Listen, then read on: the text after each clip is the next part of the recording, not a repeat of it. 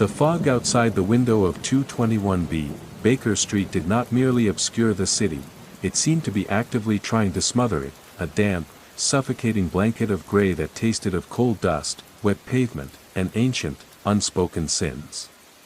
It pressed against the glass with a weight that felt sentient, a cold hand reaching into our sanctuary to remind us that London was, at its heart, a labyrinth of dark corners and deeper secrets. Inside, the fire and the grate struggled against the oppressive humidity, casting long, dancing, and increasingly unsettling shadows across the room. These shadows seemed to stretch toward Holmes, grasping at his coat as he stood by the fireplace, his silhouette a jagged, sharp defiance against the dying embers. His eyes were not fixed on the warmth, but on something trapped in the swirling smoke, a vision, a calculation, a grim reality that I could not yet perceive. "It is not merely a crime, Watson," he said, his voice a low, gravelly vibration that seemed to bypass the air and resonate directly against the bone. It was a cold, analytical tone, stripped of the fatigue that had claimed the rest of the city. "It is a curation. A deliberate, meticulous assembly of ruin. Baron Gruner does not kill with a blunt blade or a sudden burst of passion, he kills with a lingering, aesthetic cruelty that leaves the spirit fractured and the sense of self eroded long before the body fails." He turned to face me then, and the flickering light from the gas lamp caught the sharp, unforgiving angles of his face, casting deep, cavernous hollows beneath his cheekbones. His eyes were burning with a dark, predatory light, the look of a man who had glimpsed the true face of the abyss and was already planning how to stare it down. "He keeps a book, Watson," Holmes continued, pacing the small space between the chair and the window. "A ledger of intimacy turned into ruin. Each page is a profile of a woman he has methodically dismantled. He is the most dangerous kind of predator, a man who believes he is an artist, and who views the suffering of others as his only true masterpiece. He treats the human heart like a complex mechanical watch, taking it apart piece by piece, simply to see if he can put it back together in a shape that serves his own twisted design." I felt a cold, jagged shiver trace the line of my spine, the familiar, uncomfortable sensation that we were not merely investigating a man, but staring into the dark, churning depths of a mind that had entirely abandoned the concept of mercy. It was an intrusion, a violation of the very idea of safety that our work was supposed to preserve. "He is to be married, Holmes," I whispered, the weight of the news sitting heavy in the thick, stagnant air. "To a woman who, from all accounts, has no idea that she is stepping into a spider's web of singular, focused, and escalating malice. She sees a gentleman, a man of status, a man of beauty. She cannot see the teeth hidden behind the smile." Holmes stepped closer, his gaze pinning me in place, his presence so overwhelming that the room felt as though it had shrunk to the size of a cell. "She is not merely a wife-to-be, Watson. She is the next exhibit in his gallery.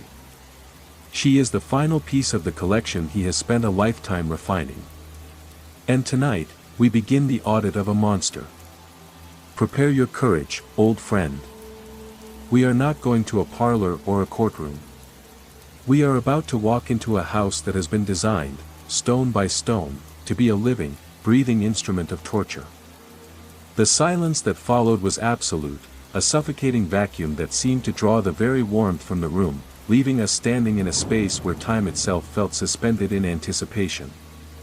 The ticking of the clock on the mantelpiece sounded like a countdown, a rhythmic, mechanical reminder that every second we spent in hesitation was a second closer to the woman's ultimate erasure.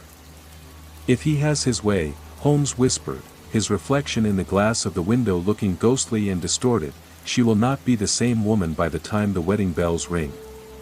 She will be a shadow, a hollow reflection of the joy she once held, perfectly curated to match the dark aesthetic of his collection. The silence he is crafting for her, it is the silence of a life already lost." We moved toward the door, into the bowels of the London night, where the fog awaited, thick and hungry, and I knew, with a certainty that chilled my soul, that we were stepping into a trap that had been waiting for us long before we ever received the call.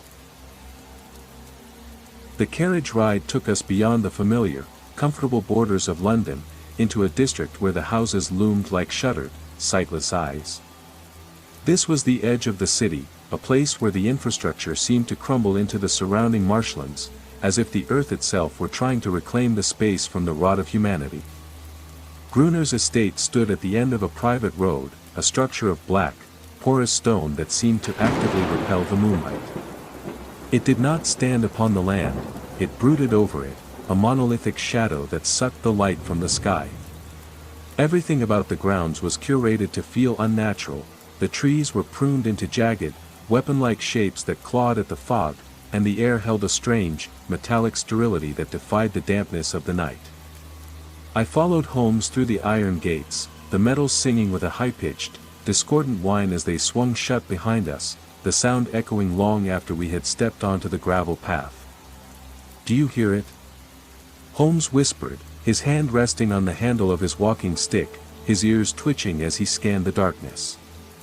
"The silence is too absolute, Watson. It is a vacuum." I paused, listening. He was right. Even the wind, which had been howling through the streets of Baker Street only an hour ago, died the moment it touched the property line. The birds had fled this place. The insects were silent. It was a vacuum of morality, a pocket of reality where the laws of nature had been suspended in favor of a darker, more calculated design. We reached the main entrance, a massive slab of mahogany that felt cold to the touch, as if the wood had been harvested from a forest that had never known the sun. The door opened before we could knock, revealing a hallway illuminated by flickering, shadow-casting lamps that seemed to be fueled by something other than gas. The light they threw was jaundiced and sickly, casting long, erratic fingers of darkness that danced across the walls with a life of their own. The Baron was waiting. He was impeccably dressed, his face a smooth, handsome mask that failed to reach his eyes that were as flat, dead, and lifeless as chips of volcanic glass. He stood at the center of the rotunda, his posture perfect, his clothes tailored to accentuate his predatory grace. "Mr. Holmes," he said, his voice a melodic, patronizing purr that slithered across the floor. "I have been expecting you. You come to inspect my collection, perhaps?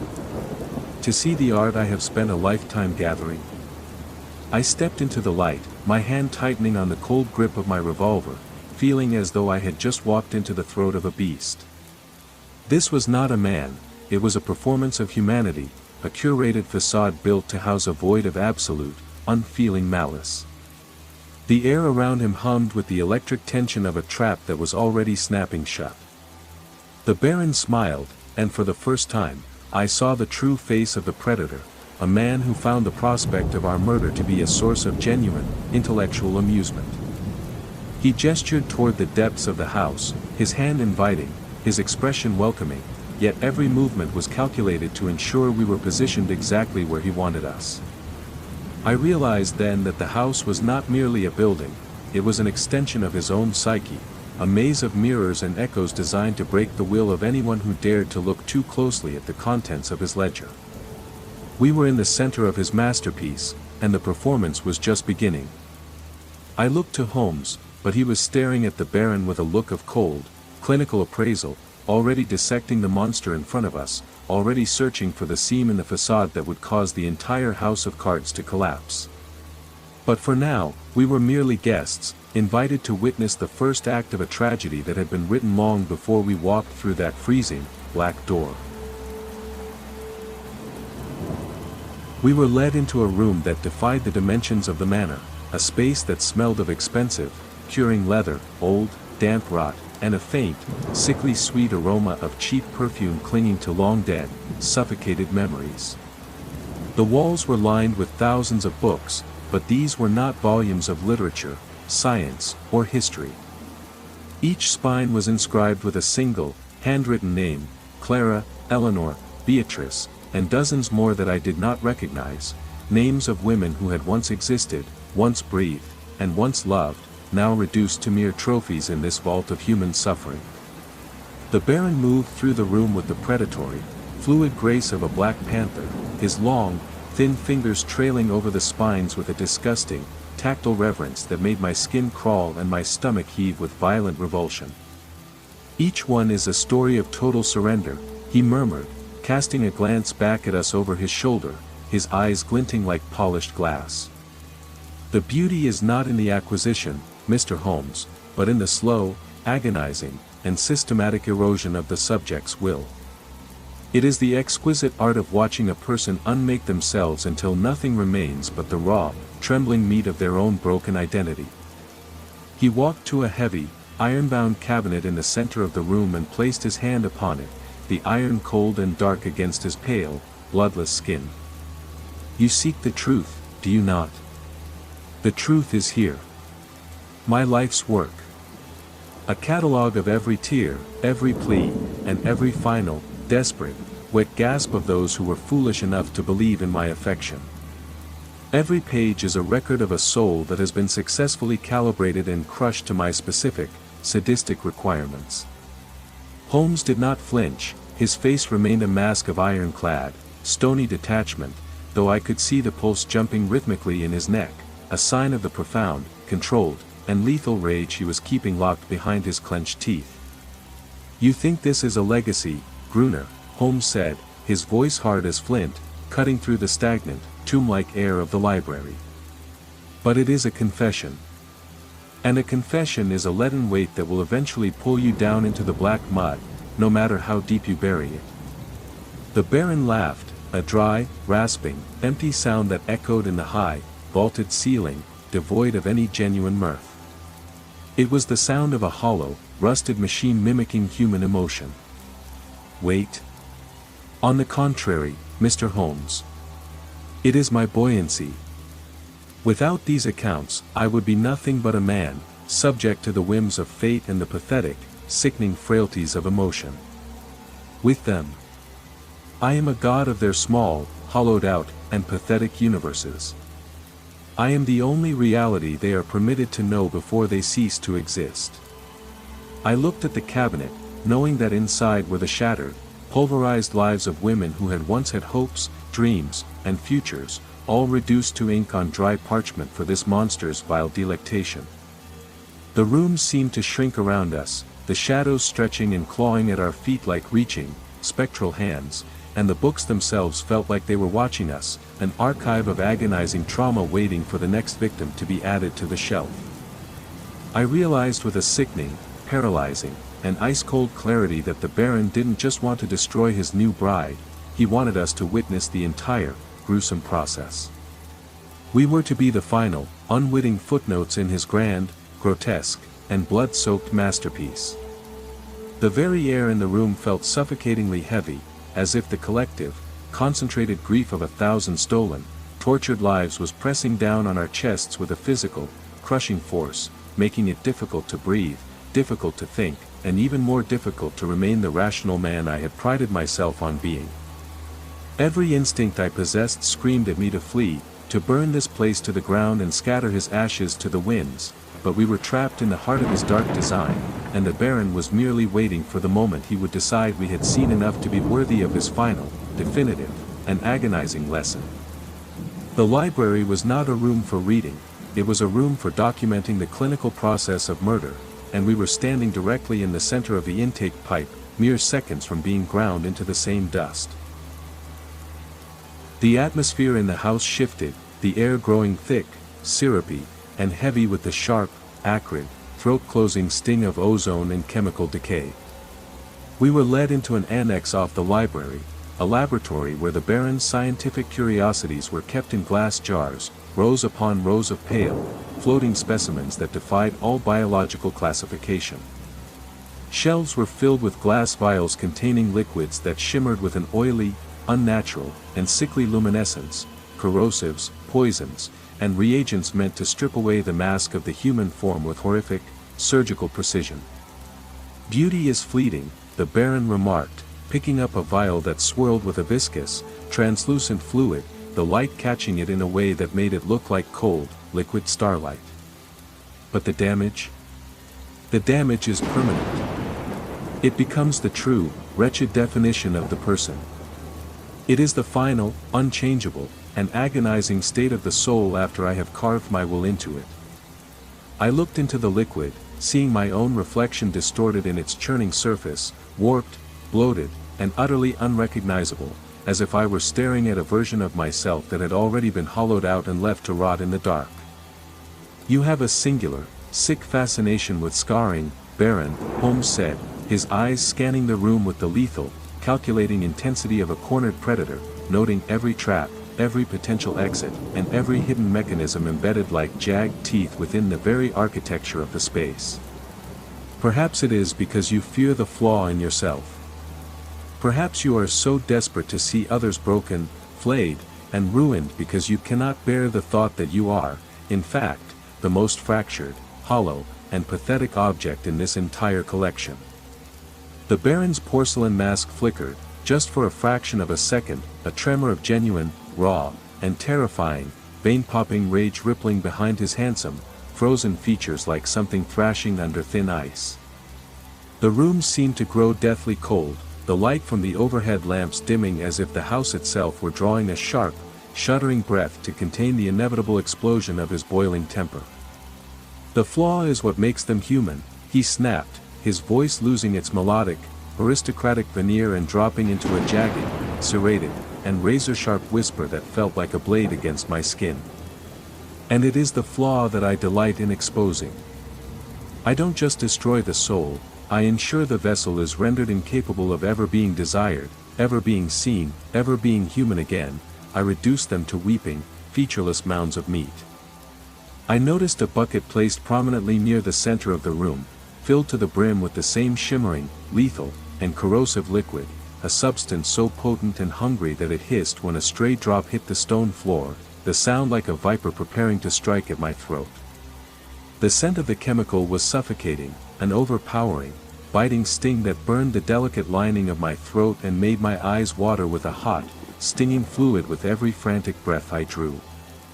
The Baron began to pace, his movements becoming increasingly predatory, circling us like a great white shark in a glass tank, his hands moving with the terrifying, rhythmic grace of a surgeon preparing for a procedure he had performed 1,000 times before. "You are here to stop the wedding," he said, stepping closer, the vial still held in his hand, his eyes locked on mine with a gaze that felt like a physical, suffocating weight pressing against my chest. "But you forget that a wedding is a union. And the union I have planned is one that will leave my bride marked, melted, and ruined in a way that she will never, ever be able to look at herself, or anyone else, without seeing the horrific, bubbling reflection of my handiwork." I realized then, with a jolt of pure, unadulterated horror, that the acid was not a tool for his hobby, it was the wedding gift, the literal signature on the contract he was forcing his bride to sign with her own searing, liquefying skin. He was testing our nerve, measuring our reaction to see how long we could endure the atmosphere of the laboratory before our own sanity began to corrode and disintegrate. The house vibrated, a low-frequency, bone-shaking hum that I felt deep in my marrow, the sound of a vast, infernal machine that was being powered by the very, raw terror he was harvesting from us.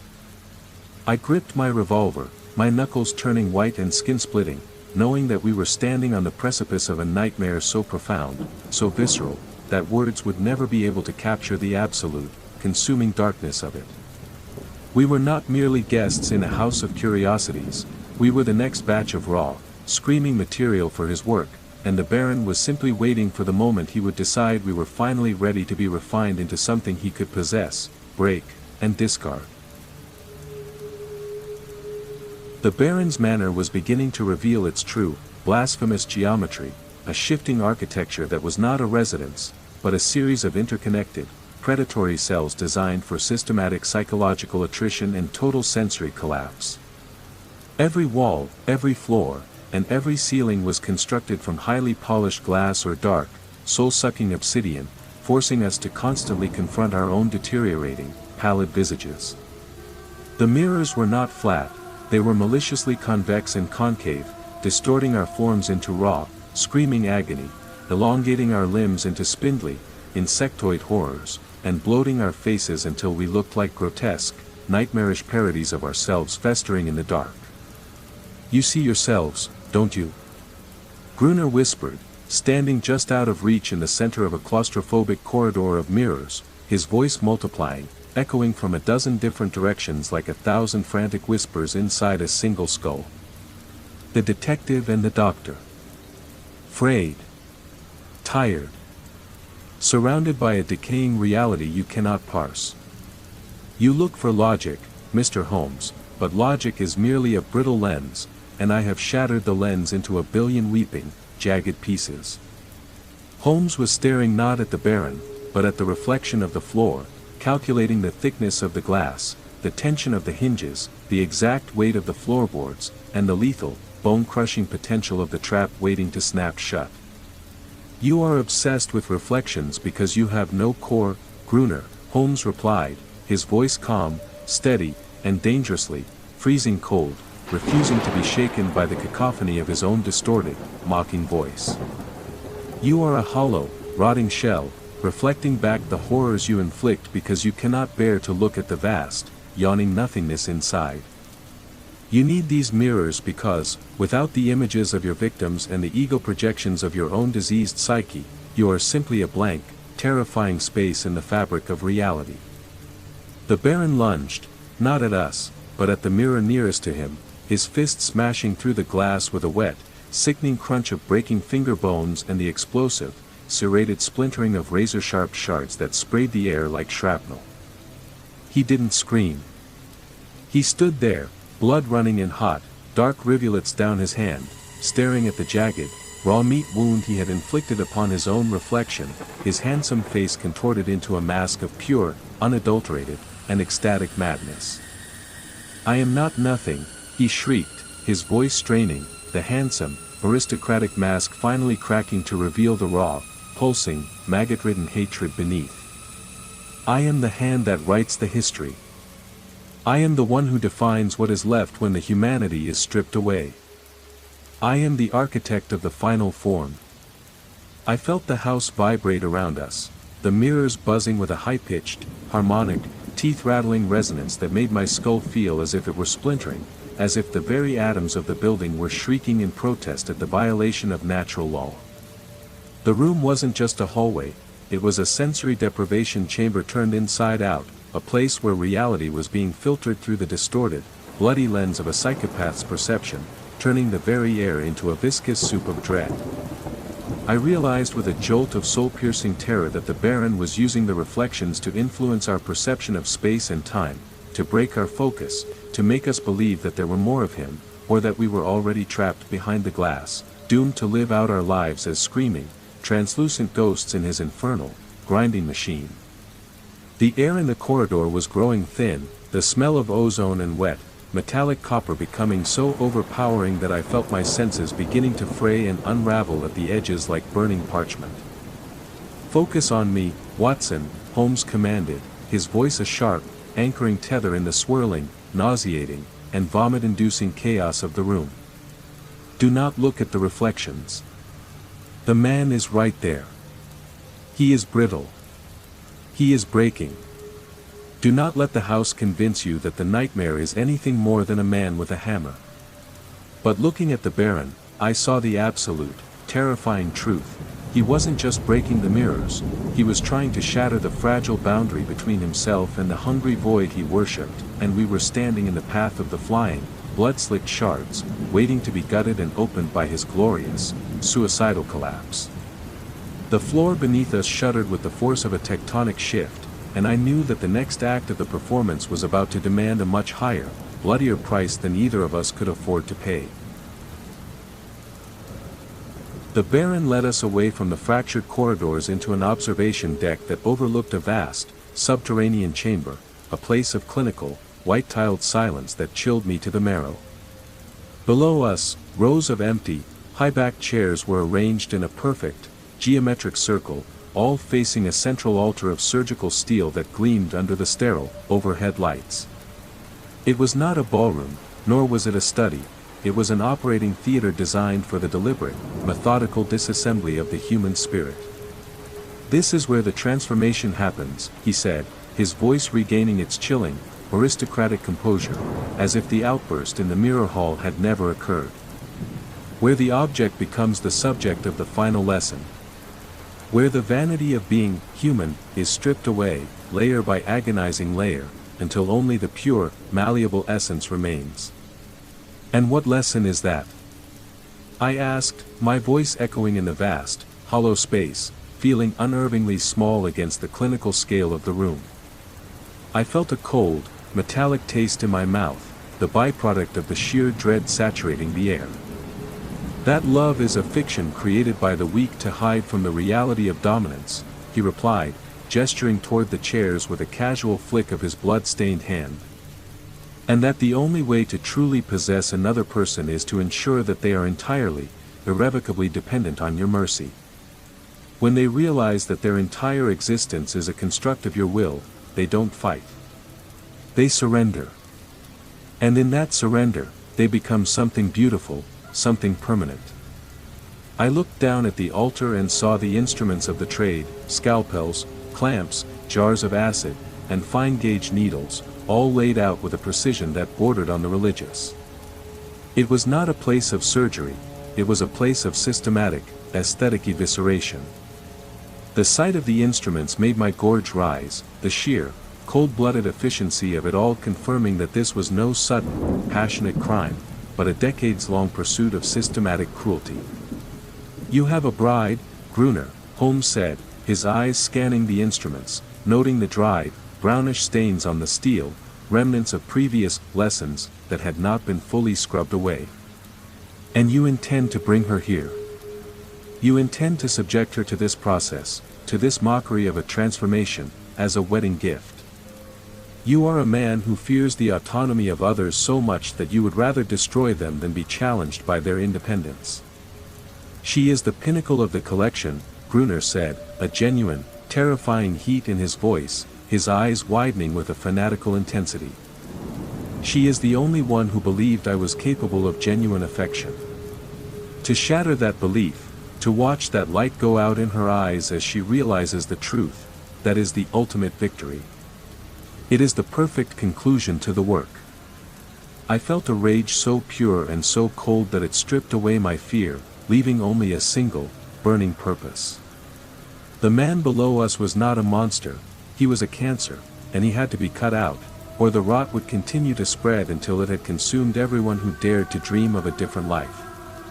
You think this is power, I whispered, the words feeling heavy, dangerous, and absolute in the sterile air. But it is merely a death sentence you are writing for yourself. Every life you have touched, every scar you have inflicted, is a witness that will eventually stand against you. You are building a monument to your own eventual ruin, and you are far too arrogant to see the shadow it is casting. Gruner looked up at us, his eyes narrow, calculating, a sliver of genuine, dark malice visible for the first time behind the porcelain mask. He stepped toward the edge of the deck, his hand resting on a heavy, brass lever that seemed to control the descent of the floor. I am the author, Dr. Watson, he replied, his voice a low, ominous hum that seemed to vibrate in my very teeth. And the story is mine to finish as I please. You are not here to stop me, you are here to provide the dramatic tension required for the finale. You are the final witnesses to the perfection of my work. The floor beneath us groaned, the hydraulic mechanism of the house beginning to shift, a low, grinding sound of metal against metal that signaled the room was preparing to drop us into the chamber below. We were the next chapter, and the pen was already hovering over the ink. My hand went to my revolver, my pulse hammering against my ribs, but Holmes held up a hand, his gaze fixed on the lever, his mind already calculating the exact second the floor would give way. He wasn't afraid. He was waiting.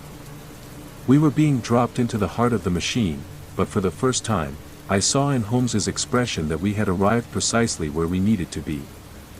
The trap was closing, but we were the poison, and we were about to be injected directly into the Baron's veins. The drop did not come, but the floor shifted with a violent, jarring shudder, realigning itself to trap us in a corridor lined with the remnants of the Baron's past. These were not mere trophies, they were pieces of lives, a locket containing a lock of hair, a handwritten letter dated decades ago, a single, stained silk glove. The air was thick with the cloying, heavy scent of perfume, a dozen different fragrances all warring for dominance, creating a sickening, suffocating miasma that clawed at the back of my throat. It was the smell of a dozen different women, all preserved in this stagnant, airless tomb, a olfactory museum of psychological erasure. "Smell that, Watson?" Holmes asked, his nose twitching as he examined a locket left on a shelf, his movements sharp and purposeful. "That is the smell of a life being systematically erased, replaced by the Baron's own, cold aesthetic. He does not just kill, he consumes. He absorbs their essence into his own distorted reality until he is nothing but a collection of stolen histories."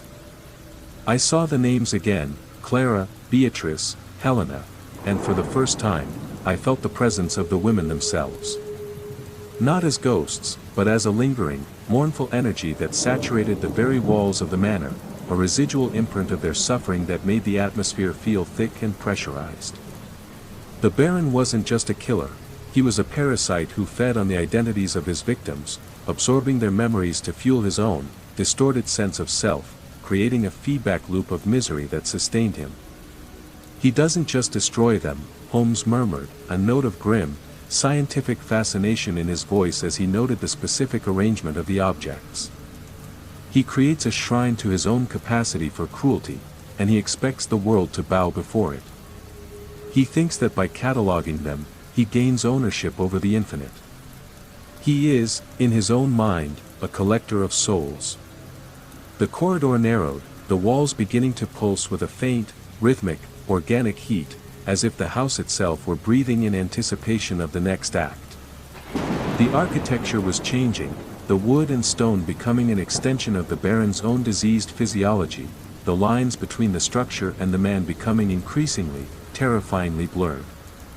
"We are close to the core, Watson," Holmes said, his hand now hovering over his revolver, his eyes scanning the darkness for the inevitable trap. "The book. The record of his victims. If we can seize it, we can expose him, break his narrative, and strip away the influence he holds over his victims, both past and present. It is the key to the vault, the source of his perceived godhood." But as we turned the final corner, we found ourselves in a rotunda of glass, where the Baron waited, not with a vial of acid, but with a book of heavy, black leather, pulsing with an aura of profound, concentrated malice. The book seemed to radiate a shadow of its own, a dark, oily light that made the air around it shimmer.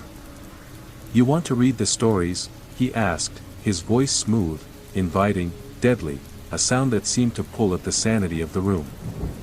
"Careful, Mr. Holmes. The last man who tried to read the end of my book never finished the chapter. He found the truth to be overwhelming."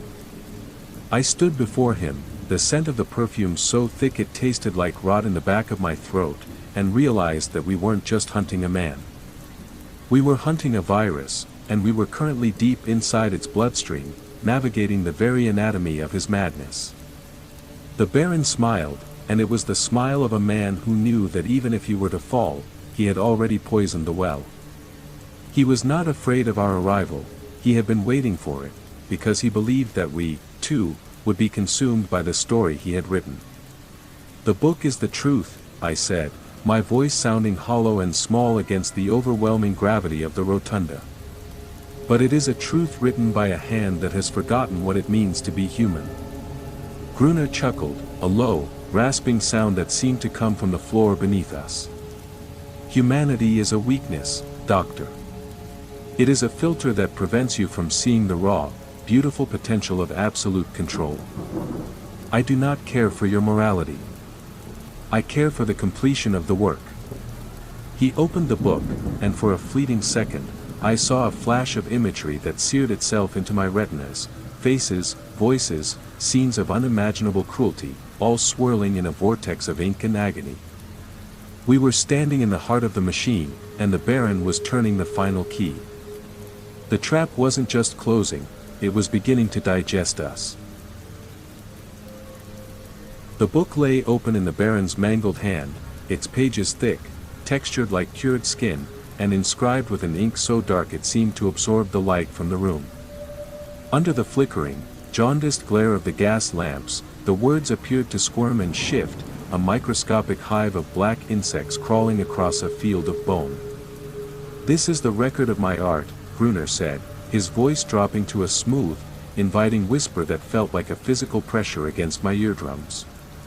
He stepped toward us, holding the ledger out like an unholy testament. "Read, Mr. Holmes. Read the names of the women I have elevated into something eternal. See how they struggled, how they bargained, and how they finally arrived at the exquisite realization that their only true purpose was to serve as raw material for my design." I tried to look away, but my eyes were pinned to the pages by a sickening, hypnotic fascination. Every instinct screamed for me to close my eyes, to shield my mind from the corruption bleeding off the parchment, but I was paralyzed. The ledger was a meticulous, clinical log of psychological violence, a textbook of destruction. It detailed every insult, every isolation tactic, every fracture inflicted upon a human spirit until nothing remained but a hollow shell. It was a masterpiece of systematic cruelty. As I read, a cold, creeping numbness spread from my fingertips, crawling up my arms and wrapping around my chest like an iron band. The air grew impossibly thick, tasting of old paper, stagnant water, and the copper tang of fear. It felt as though the Baron's influence was spilling out of the binding, a physical miasma designed to suffocating any lingering spark of defiance. "It is beautiful, isn't it?" the Baron murmured, his voice sounding dangerously close, as if he were whispering directly into the folds of my brain. "The absolute certainty of it. The knowledge that a human soul, with all its grand illusions of dignity and love, can be reduced to a predictable set of variables and then broken at will. You see, Doctor, I do not destroy them. I merely reveal what they always were, fragile, breakable things waiting for a master to give them a shape." Holmes stepped forward, breaking the spell. His boot came down on the stone floor with a sharp, echoing snap that shattered the oppressive silence of the rotunda. His hand was absolute iron as it rested on his walking stick, his eyes locked onto the Baron with a lethal, piercing intensity. "It is a record of your own profound failure, Gruner," Holmes countered, his voice ringing with a cold, unflinching authority that cut through the chemical stench of the room. "You have built a cathedral of paper to house your own cowardice. You think you have mastered these women because you forced them to reflect your malice. But a reflection is not possession. They were never yours. They remain separate, whole, and entirely beyond the reach of your hollow intellect. And because they were never you, you have spent a lifetime starving in the midst of a feast you can neither taste nor understand." The Baron's handsome mask twitched, a jagged fissure of raw, trembling rage breaking through his porcelain composure. The book in his hands shivered, the ink on the pages beginning to run, dissolving into a dark, viscous liquid that dripped onto the stone floor with a rhythmic, heavy patter. "They are mine," he hissed, his voice losing its aristocratic melody, degenerating into the harsh, cracked rattle of a dying animal. "Every name in this book is a piece of my existence. They are the ledger. Without them, there is no Baron Gruner. Without them, you are exactly what you fear," Holmes said, his voice dropping to a low, devastating whisper that seemed to echo from the walls. "A blank space. A ghost haunting a house of cards. And the wind is rising, Baron." A sudden, freezing draft swept through the glass rotunda, causing the gas lamps to flare violently and cast erratic, leaping shadows across the walls. But the wind didn't come from the windows. It came from the shadows behind the Baron's desk, a deep, pooling darkness that seemed to defy the light.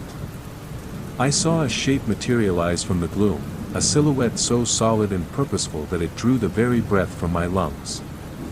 It was a figure draped in heavy, black mourning weeds, her movements completely silent, yet possessed of a terrible, crushing gravity. She did not look at us, her eyes, hidden behind a thick, impenetrable veil, were fixed entirely on the man who had written her ruin. She was not a ghost, and she was not a memory. She was the unpaid debt of the past, standing in the present, and the ledger was finally about to be balanced. The temperature in the rotunda plummeted, a sudden, biting cold that made the very air crystallize in our lungs and turned our breath into ghosts of white vapor. The veiled figure glided toward the Baron, her footsteps making no sound against the obsidian floor, her presence possessing a density that made the surrounding atmosphere feel thin and fragile. Gruner dropped the ledger as if it had suddenly turned into white-hot iron, his handsome, symmetrical face paling to a sickly, alabaster gray. He scrambled backward, his boots scraping frantically against the stone, his composure dissolving into a frantic, high-pitched tremor of pure, unadulterated terror. "No," he hissed, his voice fracturing as he pressed himself against the wall until he had nowhere left to hide. "That's not possible. I closed the account. I finalized the entry. You were supposed to be forgotten. There is no closing an account that remains unpaid," the woman said. Her voice was calm, resonant, and carried a weight of such profound, ancient certainty that it seemed to vibrate in the very marrow of my bones. She stopped a few feet from him, her posture upright, her hands clasped loosely before her in a gesture of terrifyingly polite patience. She raised her hands, and with a slowness that felt like the deliberate turning of a rack, she began to lift the heavy, black veil. The room held its breath, the very shadows seemed to retreat from the light of the truth she was about to reveal. It felt as if time itself had snagged on the jagged edge of this moment, holding us all in a state of suspended animation as the fabric fell away, revealing the reality that had been hidden beneath the artifice of the Baron's design. As the veil fell, I saw her face, or, more accurately, the landscape of what had once been a face. It was a ruin of jagged, cratered scarring, a horrifying topography of chemical fire and permanent, agonizing trauma. The skin was pulled tight over the bone in places, distorted and weeping, a map of a nightmare rendered in flesh. But her eyes were perfectly clear, perfectly focused, and burned with a cold, terrifyingly beautiful clarity that cut through the gloom of the manor like twin searchlights. They were the eyes of a woman who had stood in the center of the furnace, watched her world turn to ash, and had refused to die in the fire. "You didn't break me, Baron," she whispered, the movement of her scarred lips an act of sheer, defiant will that made me shudder. "You only taught me how to burn. You thought you were the author of my end, but you were merely the architect of my awakening." Gruner collapsed onto his knees, his hands clawing at his throat as if he were trying to choke back the scream that was clawing at his own larynx. You were the first," he stammered, the realization finally fracturing the last remnants of his fragile, narcissistic sanity. "You were the one I couldn't reach. The one who wouldn't stay in the book. I was the one you couldn't finish," she corrected, her voice now a blade that sliced through the heavy, suffocating silence of the room. "And because you couldn't finish the story, you left the ending open for me to write." I watched, unable to move, unable to speak, as the power dynamic in the rotunda inverted with a violent, sickening lurch. The hunter had become the prey, the master of the house had become the subject of a much older, much darker lesson.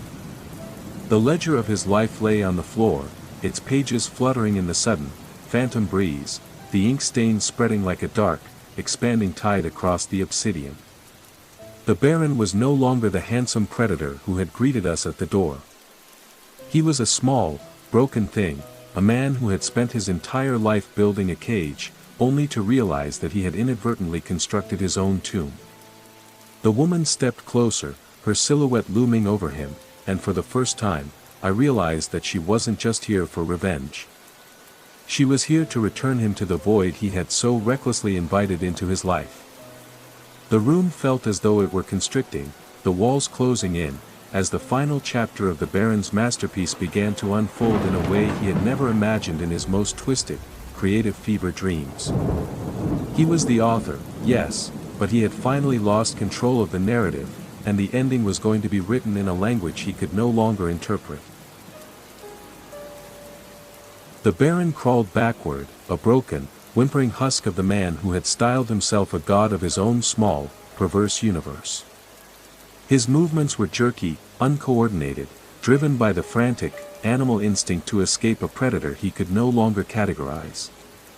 "Please," he begged, the words sounding small, thin, and utterly meaningless in the vast, echoing rotunda. "I can explain. I can make it right. I have money, I have accounts, I have more stories. I can bring you back into the collection, I can give you a new name, a new history." His voice devolved into a wet, desperate gargle as the woman continued to advance, her presence filling the room with an inexorable, crushing weight. "You have nothing," she said, her voice devoid of any emotion, possessing the absolute, chilling finality of a judge passing a terminal sentence. She reached into the deep, heavy folds of her dress and produced a glass vial, the same shimmering, viscous liquid I had seen in the laboratory, the same substance that had been used to strip the humanity from her own features. The air in the room grew heavy, the scent of the acid sharp, biting, and burning, a tangible, physical presence of impending, inevitable destruction that made the very back of my throat feel raw and inflamed. "This," she said, her voice steady as a heartbeat, "is the only currency you have left. The only legacy you have built. It is time you paid your debts in full." Gruner tried to rise, but his limbs failed him, his body betrayed by the weight of the terror he had spent his entire life inflicting on others. He scrambled to his feet, a desperate, pathetic attempt to flee, and lunged for the exit, but the woman was faster, her movement a blur of calculated, precise, and lethal force. She did not throw the acid, she did not act with the messy, frantic rage of an amateur. She moved with the calm, practiced rhythm of a technician. She poured it. A steady, deliberate stream, a river of chemical fire that caught the Baron across the face and chest, transforming the room into a theater of instant, unadulterated agony. The scream that followed was not the sound of a human voice, but the sound of something fundamental being torn apart, a raw, primal, and shrieking dissonance of a soul being unmade in real time. The Baron fell, clutching his face, his hands immediately beginning to sear and blister as they came into contact with the liquid fire. The air grew thick with the smell of scorched flesh, wet and heavy, a scent that triggered a deep, primitive response in the marrow of my bones, forcing me to lean against the wall to keep from collapsing. "My face," he roared, a wet, gargling sound that quickly dissolved into incoherent, high-pitched, and rhythmic wailing. "My face. It's burning. It's erasing everything." He rolled on the stone floor, the liquid continuing to eat away at everything it touched, his handsome, symmetrical features rapidly dissolving into a bubbling, unrecognizable slurry of charred, weeping tissue and exposed cartilage. It was the most horrifying thing I had ever witnessed, a physical, visceral manifestation of the moral rot that had been the Baron's only true companion throughout his life. The woman stood over him, her own scarred face calm, her expression unchanged, watching the collapse of the monster who had once dared to define her by the damage he had inflicted. She didn't look away, and she didn't show a flicker of pity. She simply watched, her eyes reflecting the final, agonized twitching of the man who had tried to build a kingdom out of the ashes of others. "Does it burn, Baron?" she asked, her voice quiet, a lullaby of retribution that cut through his shrieks. "Does it burn like the memory of what you did? Does it feel like the love you claimed to be teaching? You wanted to create a masterpiece. Well, look at yourself. You are finally, perfectly, the thing you always intended to be." Gruner's movements slowed, his thrashing becoming erratic, his hands now useless stumps of charred meat, his face a hollow, weeping mask of exposed bone and melting flesh. The house itself seemed to recoil, the lights flickering and dying, the walls groaning as if they were physically rejecting the presence of the carnage. This was the end of the chapter, the final, messy punctuation point on a life that had been written in the suffering of others. We were the witnesses, and we had seen the audit completed, the monster had been returned to the void, and the ledger was finally, irrevocably, dripping with the truth. The rotunda became a chamber of sensory overload, a place where the sound of melting flesh hissed like a serpent in the dark. The Baron's thrashing grew weaker, his body losing the battle against the chemical tide that had reduced his calculated, aristocratic exterior to a raw, weeping pulp. He had been a man of surfaces, of aesthetics, and of mirrors. Now, he was nothing more than a visceral, pulsating lump of human error. The acid continued its relentless work, stripping away the skin, the fat, and the fine, tailored layers of his personality until there was nothing left but the raw, biological machinery beneath. It was not a death, it was a liquidation.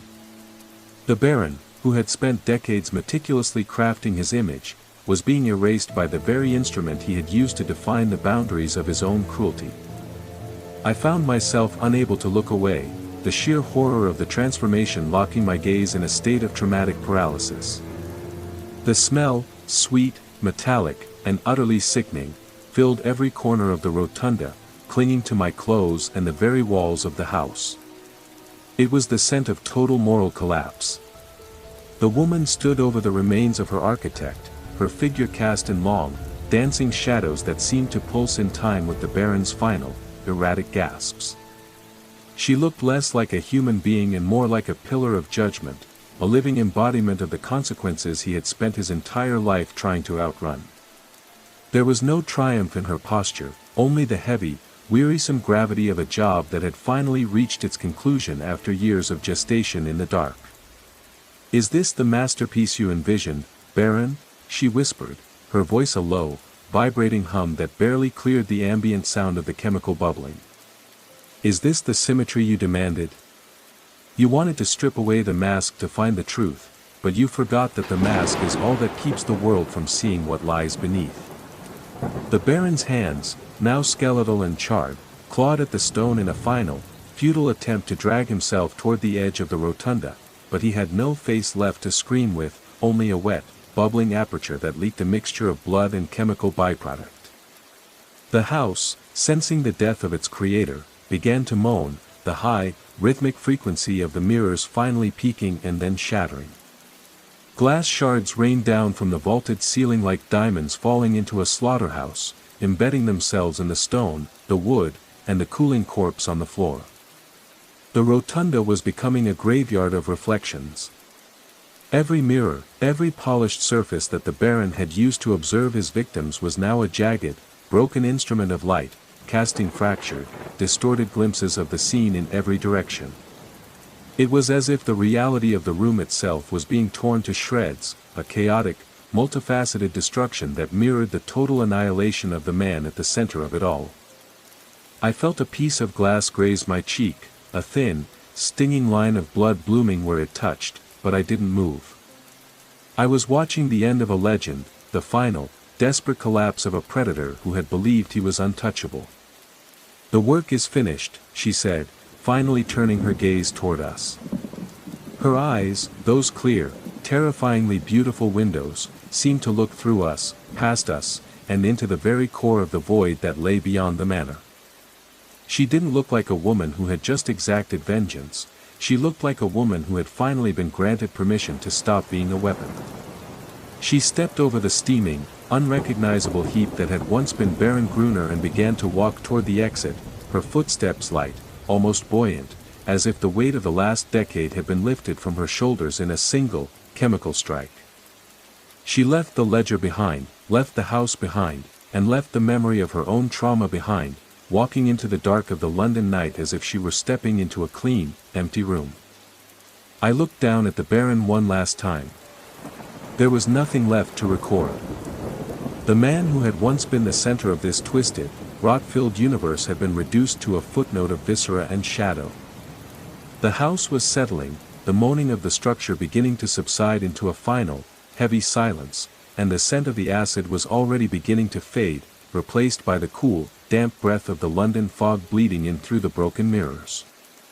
We had walked into the trap, and we had seen the monster dismantled, but as I stood there, watching the last of the light die in the rotunda, I felt a deep, hollow ache in my chest.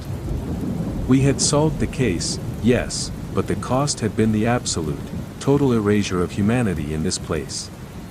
The ledger was closed, but the pages were stained with a darkness that no amount of time would ever be able to wash away. The silence that returned to the rotunda was not merely the absence of sound, it was an absolute, crushing weight that felt like the final word in a long, violent argument between morality and the abyss. The Baron lay motionless, his ruined, featureless head a nightmare of chemical erosion, his body a discarded husk that no longer held the capacity for harm, thought, or manipulation.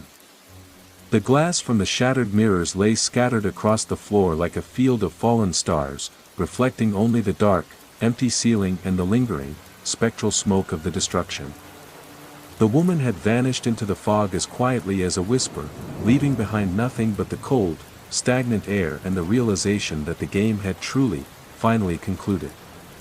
She had performed her task, and with it, she had reclaimed the one thing the Baron had been unable to destroy, her own, final authority over her life. Holmes stepped forward, his eyes scanning the body with a clinical, detached precision that felt even colder than the room itself. He did not look for a pulse. He did not check for a weapon.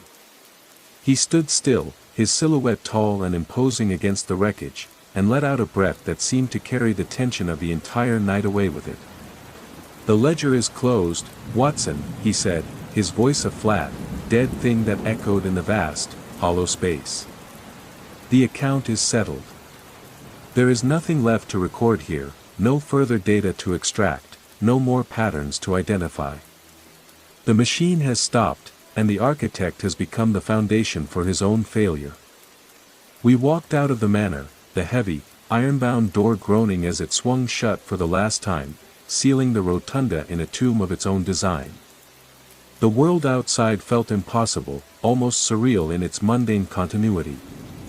The city of London still existed, the fog still clung to the street lamps with the same indifferent persistence, and the distant, rhythmic clatter of carriage wheels on cobblestone continued as if the world hadn't just witnessed the final, gruesome end of one of its most sophisticated predators. But for us, the city felt fundamentally altered, stripped of its familiar shapes and colors, revealing a raw, jagged reality beneath. "What now, Holmes?" I asked, my voice thin, strained, and nearly lost in the vast, empty street.